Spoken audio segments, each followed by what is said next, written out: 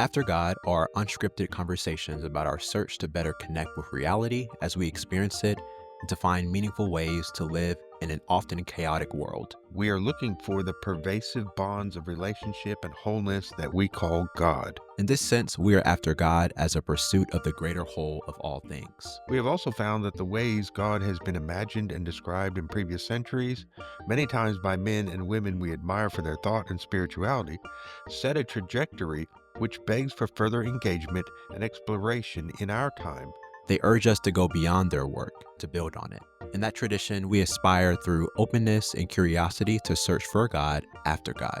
After the descriptions of previous eras no longer speak as powerfully in our world today, we are attempting to sit again at the feet of Jesus, as many have before, And hear what he says about the one he calls Father. We welcome you to listen in and perhaps join in.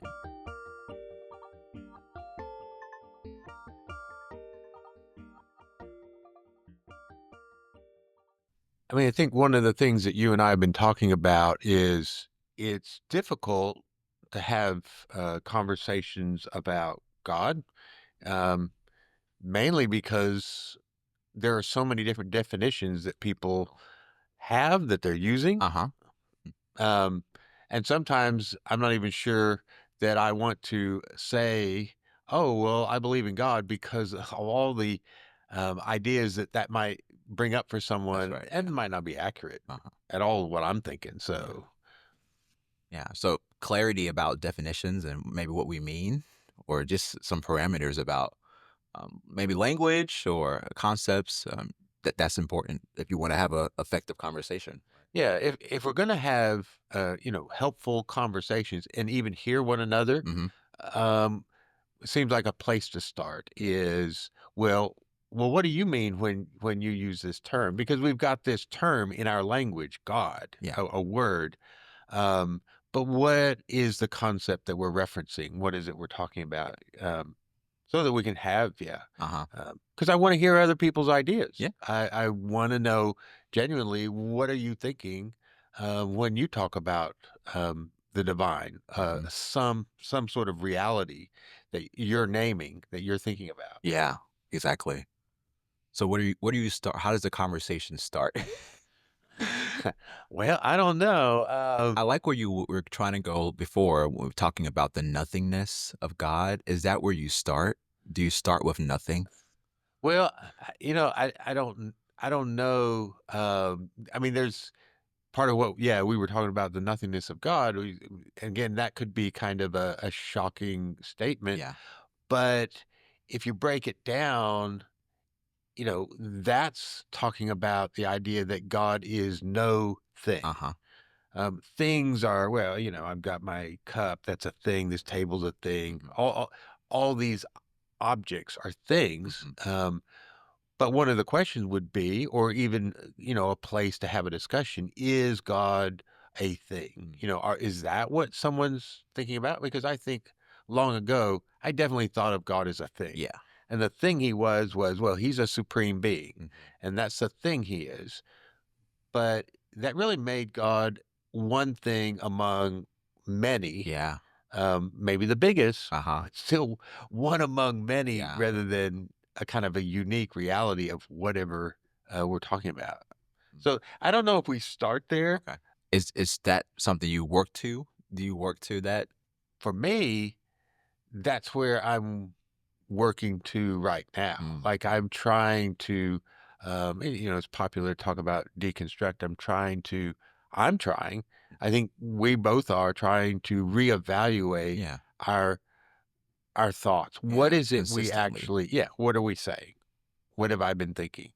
Um, you know, we could say there's two basic ways um, to approach the subject of, well, what do we mean by God? One is kind of a personal, like, what does God mean to me?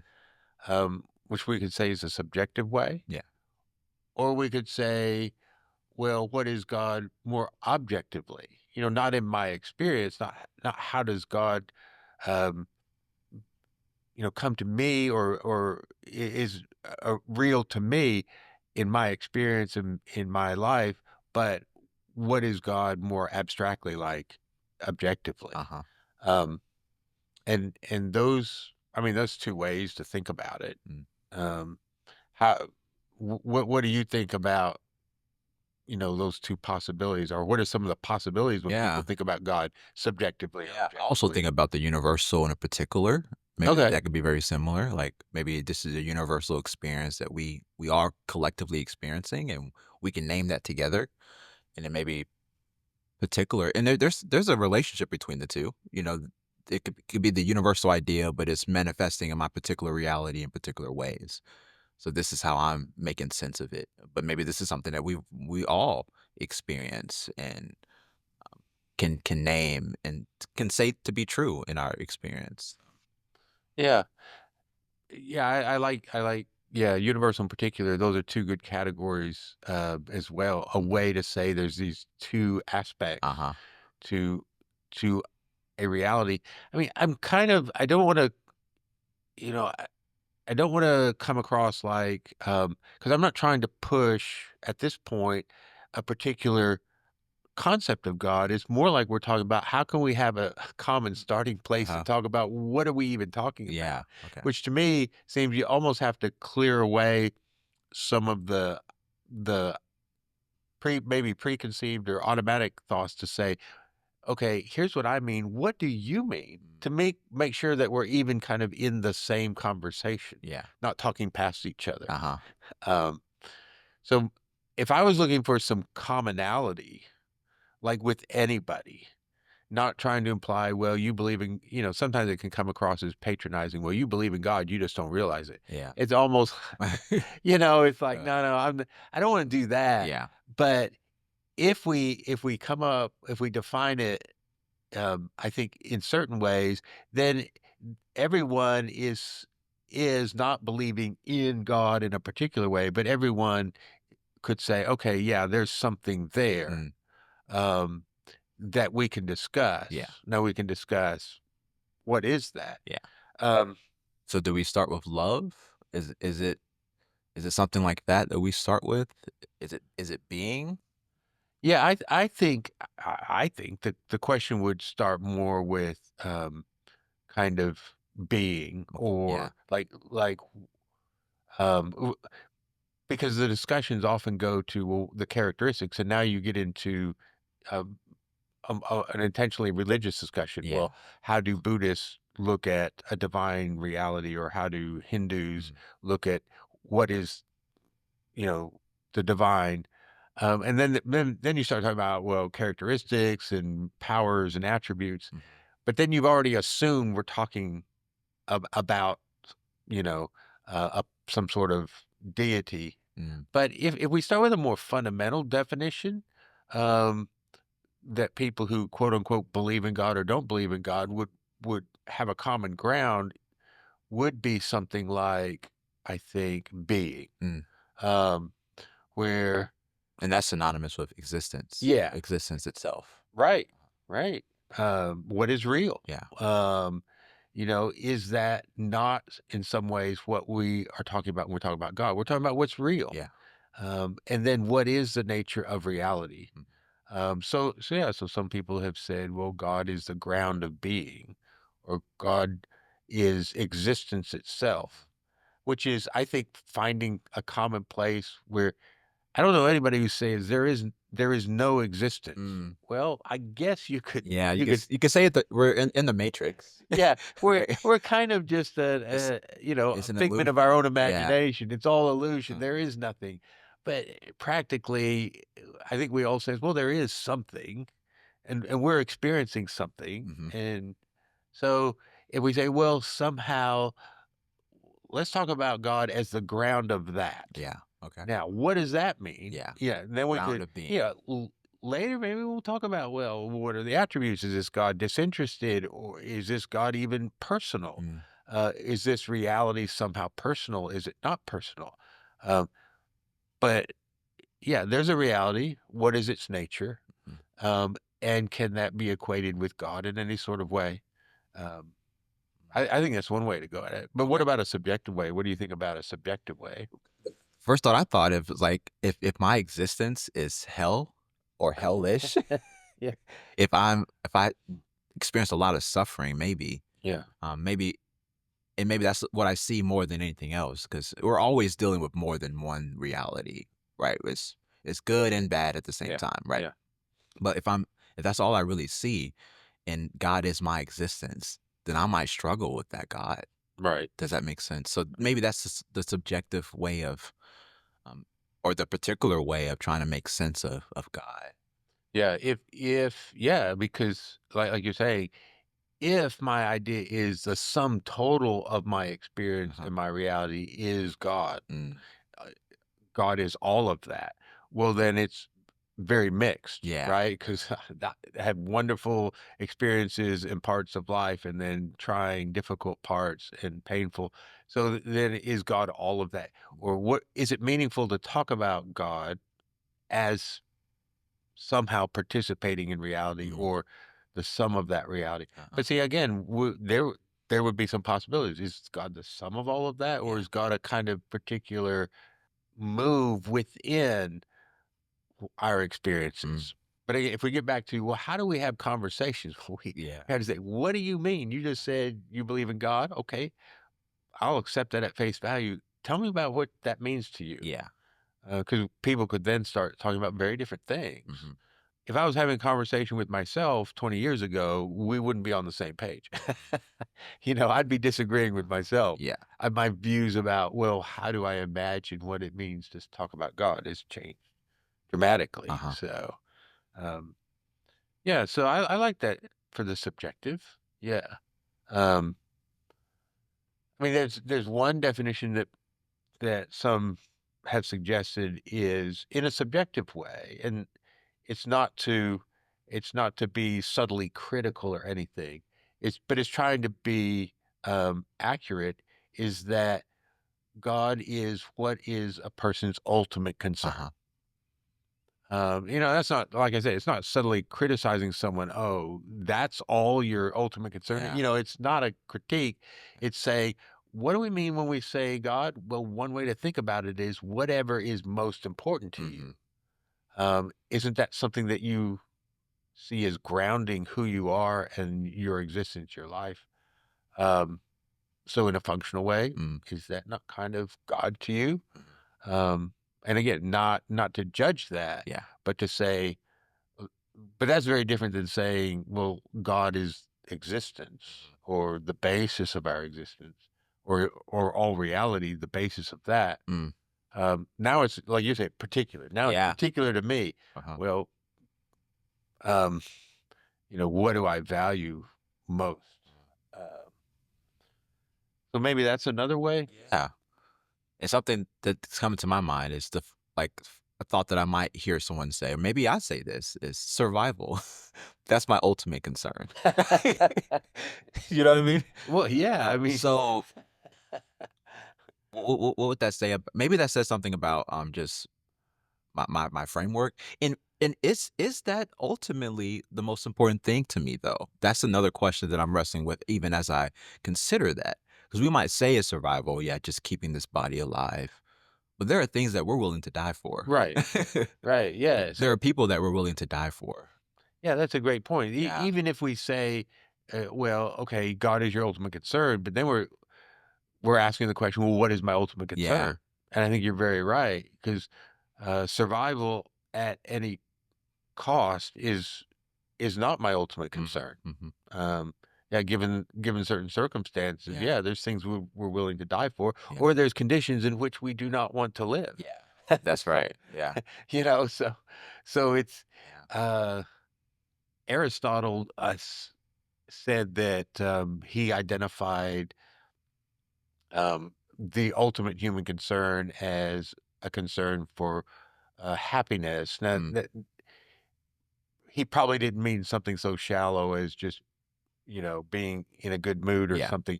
He meant something more like a sense of well-being, Mhm, a deep sense of happiness, like well-being. mhm, And his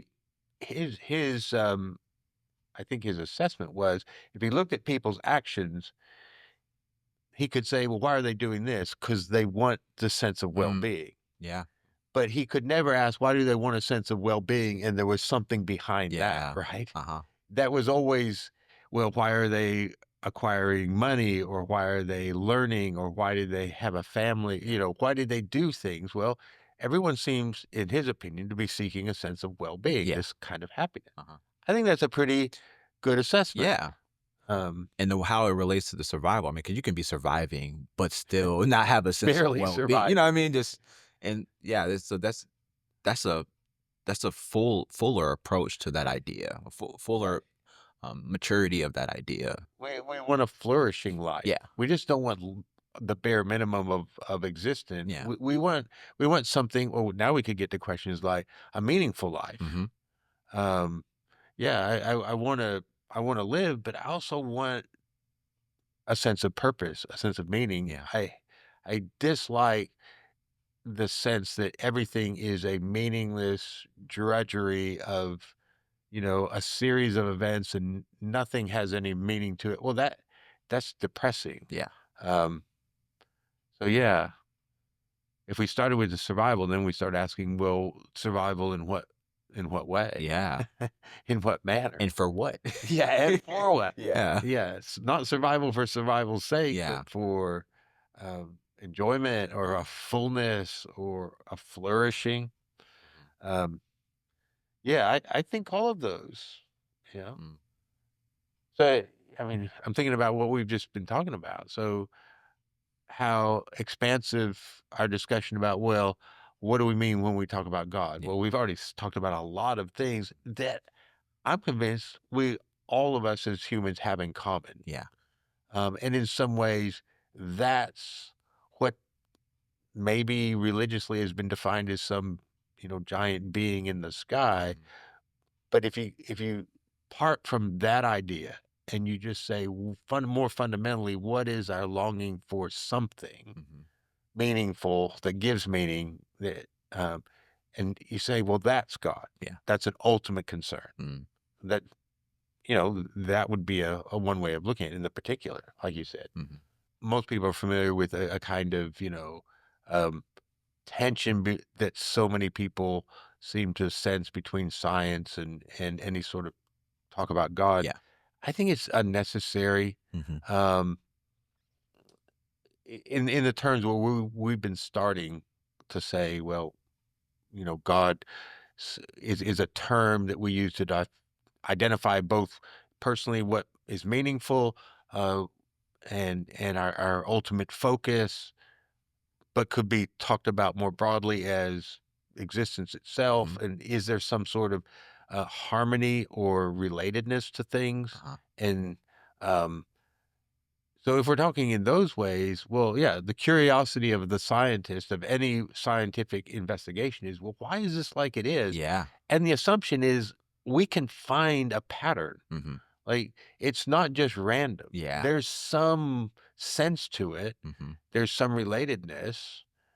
Some Um, interconnectedness. yeah, Right. Huh? yeah. Everything is not just Yeah. random. There's a search for unifying theories. Mhm. You know, Einstein's theory of general relativity, Mhm. trying to bring a grand view that says, how can we make sense of all these pieces? Yeah. Um, and again, that's not, to me.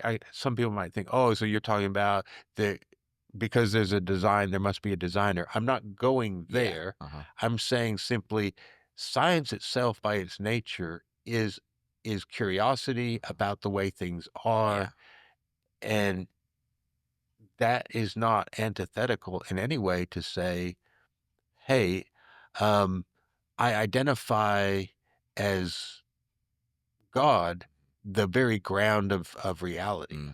Mm. And we haven't even, asked or approached the question, well, is that God personal? Yeah. I mean, that's another discussion. Yeah. Is that God personal? Yeah. Or is this just kind of an impersonal reality? Uh-huh. But you could still say, well, that's the fabric of all things. Yeah. That's the God. Well, what we mean perhaps by God is something that unites it all. Mhm. Um, so yeah, the science is not Yeah. antithetical. Um, And adding on that, if we're defining God as existence itself, then science in some ways could be like the worship, right?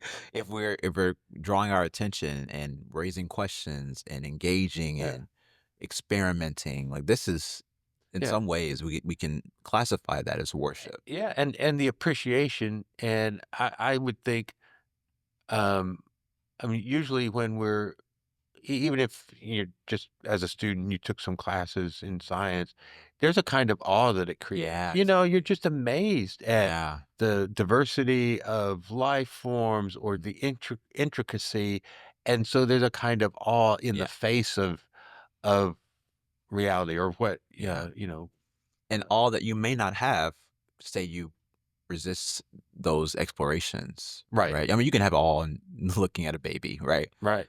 But yeah, there's something there. Yeah. Um, so yeah, there's a kind of reverence Hmm. for the beauty and the possibilities of of discovering the relationships and all these things.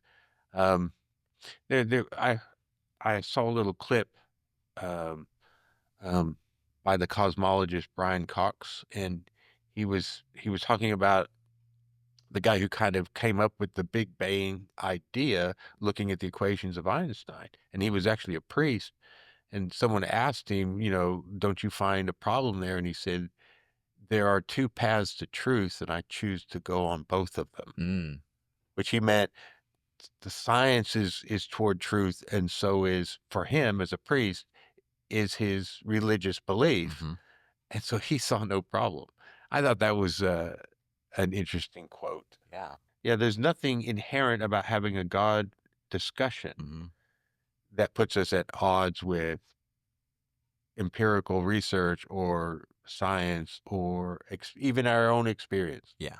Um, And it seems like the threat comes from maybe the attachment to a particular idea or concept of God. If you go back to the God in the sky, yeah, and if we now recognize that there's something beyond the sky, does that make sense? right, Literally speaking, then that can threaten. It can if we're right. if we have this, we still have that um, closed concept. Maybe we can say closed concept, or Yeah, trying to it find a way to describe that.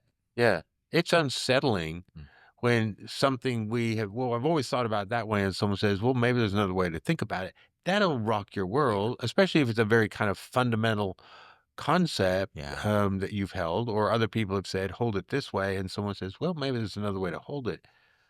Yeah, that can be unsettling if if, but if we're curious and if it could also be, enticing, like, yeah, "Wow, I've never thought about that." yeah, Um, and so maybe if we cultivate a let's not be afraid to explore, yeah, um, yeah, even if the idea I've had my whole life up until now, someone says, "Well, maybe there's a little bit of a different way to look at it."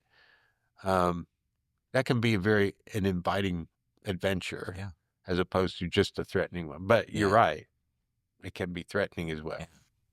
And I guess what makes it threatening? That's a question I think of right away. What makes that threatening? And Hmm. maybe it could be the tie that I have to a perspective, a tie that I have to a conclusion. Like if this is Yeah, my grip is tightly on that, yeah. then if anything tries to get in there, I'm gonna be rejecting it. And what are the implications gonna be? Like, if that changes, Yeah. you know, it's like, if I pull on this thread and it all starts to unravel, what then? You know, maybe it's a fear, what would this lead to? That doesn't necessarily have to keep us from saying, "I'll consider something new." Yeah.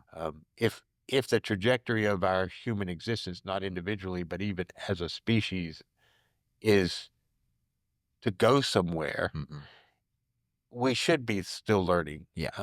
And I would think past generations would cheer us on to keep learning, not Yeah. to say, "Why are you still learning Uh things? huh. Why are you still inventing?" Mm. Um, that seems to be kind of the human thing Yeah. is we're creative. We're Yeah. supposed to be creative. Hmm. So hopefully they wouldn't begrudge us that. If that's a person's, you know, like, "Oh, but it's not what my mom believed," Yeah. What if I embrace a belief she didn't have? Mhm. Yeah. I appreciate that perspective. It just kinda emphasizing how important relationships are for us and how we can be so tied to those relationships that can prevent us from exploring. So I yeah, Mhm. I could see that. You And maybe know, that can give us more compassion for ourselves and maybe for others right. if they're struggling to question Yeah, there's always or if we're something struggling. daunting about a new journey Yeah. into the unknown, how you when you don't know how it's gonna work out. Um, but definitionally, you don't. I mean, if it's new, We you never don't do. know, right? We never do. That's the truth, right? Right. You never do. So Yeah.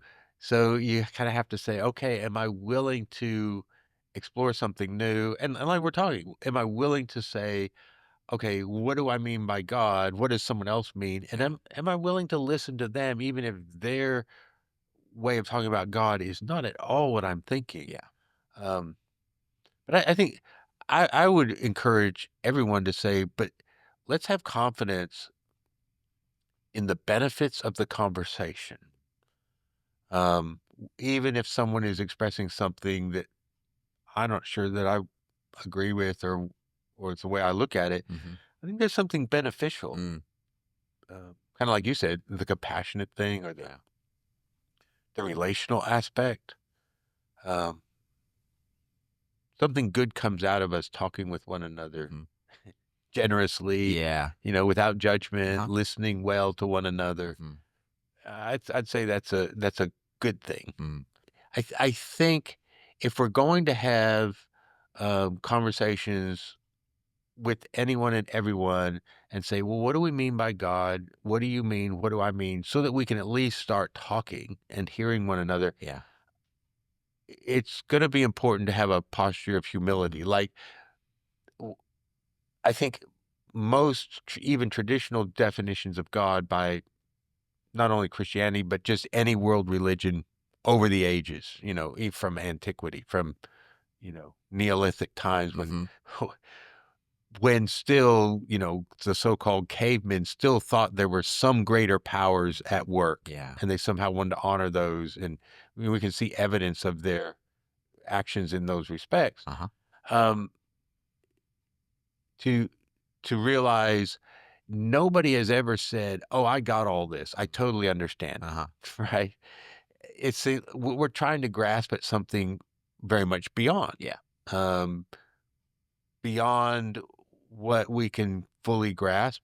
And so that would seem to tell us, well, let's have a posture of humility so that I have my thoughts and my perspectives, but I'm willing to listen to you Mhm. and we can talk about it. And maybe if you get me to thinking about something I hadn't thought about, that's okay. Uh-huh.